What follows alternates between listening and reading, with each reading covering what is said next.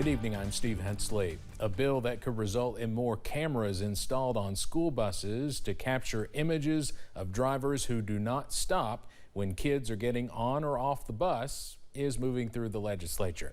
House Bill 221 passed a Senate panel today. It had already passed the full House. WYMT's Phil Pendleton explains what the legislation will do and why lawmakers believe it could prevent a tragic situation from happening. A camera recorded an SUV that didn't stop for the stop arm as kids were about to cross the street. Lawmakers in a Senate panel say that it's sad that this danger is extremely common. On that one specific day of a little over 2,800 school bus drivers in Kentucky, they detected 475 passing violations. A bill that would make it easier for local school districts to put cameras on their school bus stop arms is one step closer to final passage. So the bill that's in front of you today is a bill to simply put a stop and address the fact that there are still people out there that will blow past the school bus without any regard of what may happen by those actions. The cameras work by recording a car's license plate only when that stop arm is out. These images would be erased after 31 days. Senate Standing Committee on... The bill was heard in the Education Committee, but some question if this is more of a law enforcement issue. It's on school buses, but we're in the wrong committee to discuss this because I'm literally in Judiciary Committee right now, and I need to look at it through those lenses. Southworth passed, but the bill easily passed the committee 10-1. My purpose of this is hopefully we could change the driving habits of individuals when it comes to a stopped school bus. The bill sets up a fine of not more than $300 with $25 going to the sheriff's office. In Frankfort, Phil Pendleton, WYMT Mountain News. The bill now goes to the full Senate. Several crashes took place on Interstate 65 this morning near the Kentucky-Tennessee line. The cause of the initial crash is still under investigation. 5 cars were involved in that and 1 person died. The backup from that first collision resulted in a second one involving 6 vehicles. 3 of those vehicles were semis, 2 caught on fire. 4 minor injuries were reported from that crash. The interstate was closed for part of the afternoon, but is open now. Troopers say 2 other smaller crashes happened due to the congestion, but no one was hurt.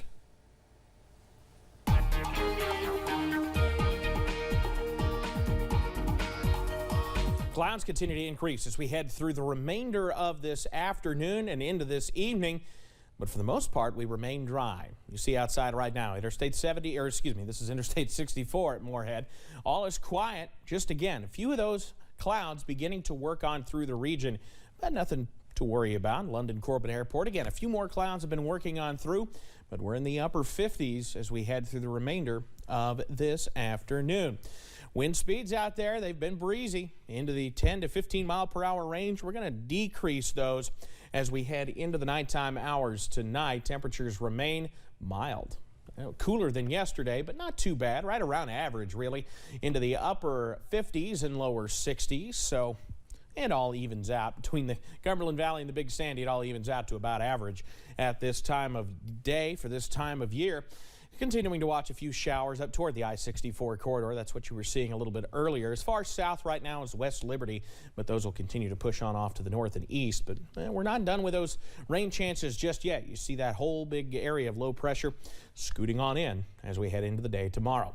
Keep that WYMT weather app handy because you'll need the radar function on it as we head into the day tomorrow with scattered showers. For us tonight, partly cloudy skies turning mostly cloudy overnight as we stay into the middle and upper 40s as we head into the overnight. I'll have the latest on when those showers arrive coming up in just a bit. Steve? All right, Evan, thank you.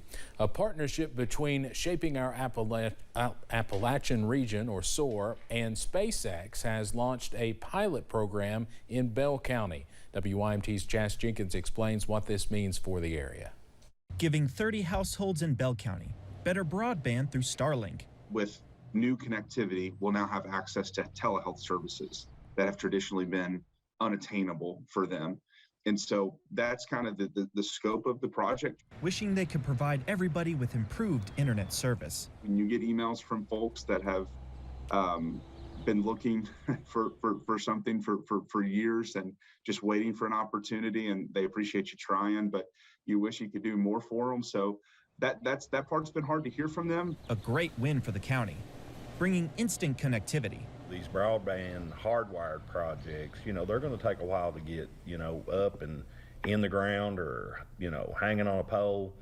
And, we just agreed with Solar that, we wanted to be a part of this. Wanting to see this give more broadband opportunities. Was it reliable? Were the up and down speeds what's being, proposed? So, I guess the jury's still out on what the future holds as it applies. We'll just have to wait till the pilot's over and go from there. Calling it a great partnership, hoping everything will be running in the next 4 to 6 weeks. Allowing them to, in all of our discussions, to say that this is for them, this is who we need to be thinking about, then I would consider that a huge win. And I think all of our partners that we've worked on with this would agree with that as well. One step further to full broadband coverage. In Bell County, Chaz Jenkins, WYMT Mountain News. Hall says participants will have the internet service free for the first 12 months. Afterwards, they can choose to continue using the service, but will have to pay the $99 a month fee. Today's hearing for Judge Ketanji Brown Jackson follows 2 days of confrontational Senate questioning that ended Wednesday night. 10 Republicans on the Judiciary Committee sent a letter to Chairman Dick Durbin asking him to halt the hearings until they got access to confidential probation reports Judge Jackson used in sentencing child sex offenders. Some of us have wanted those pre-sentencing memos. Are we going to be able to have access to those memos? I know we sent a letter to you.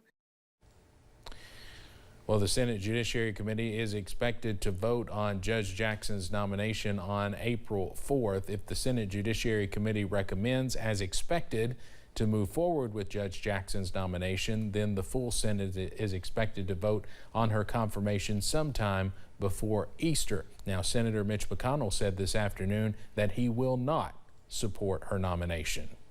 Radio show Alex Jones repeatedly called the Sandy Hook school shooting a hoax, and families of the victims are suing him for defamation. But for the second day in a row, he failed to show up for a deposition. Jones's attorneys repeatedly asked for the deposition to be delayed, saying Jones is dealing with some kind of medical issue right now, but the judge said it wasn't serious enough to warrant a delay. An attorney for the Sandy Hook families released a statement calling Jones's no-show a, quote, cowardly attempt by Mr. Jones to escape accountability for the years he spent spreading lies about Sandy Hook. Quit or get fired. That's what President Biden said to 2 members of the President's Council on Sports, Fitness, and Nutrition. On Wednesday, the White House sent a letter to Herschel Walker and Dr. Mehmet Oz asking them to resign by Wednesday evening.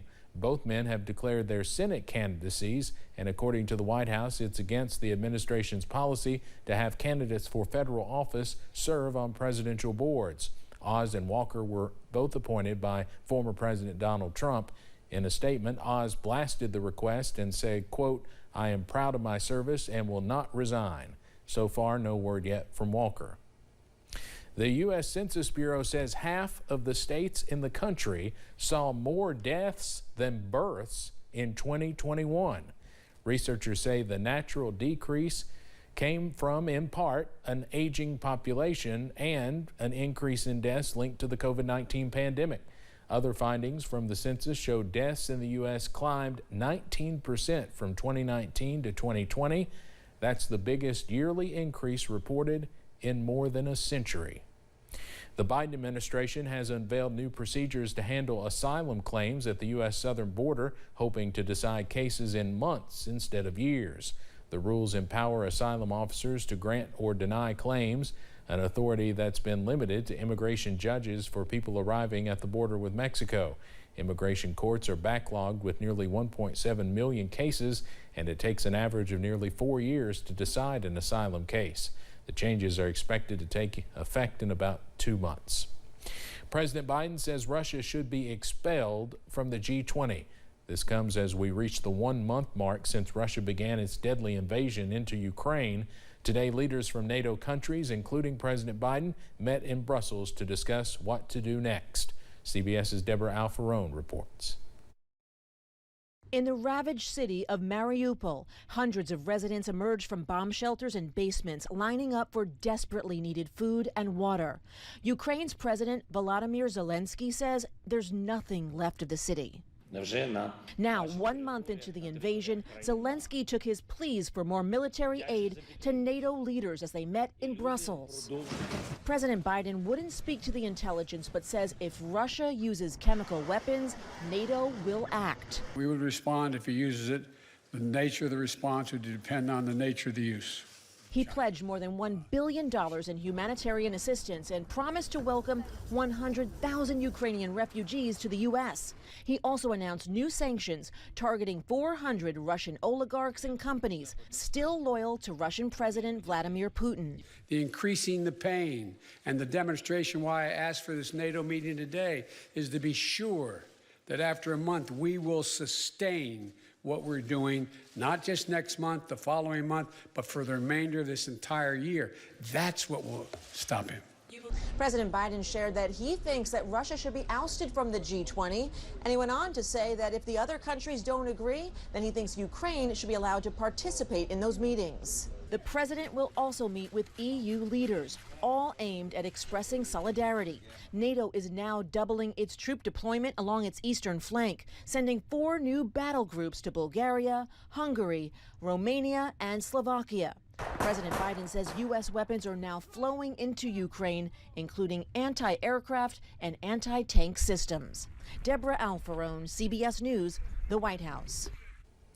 President Biden is scheduled to head to Poland tomorrow, where he will meet with refugees and hear their firsthand stories. Coming up on Mountain News at 5:30, if you're thinking about jumping into the red-hot housing market, we've got the list you'll want to double-check before getting started.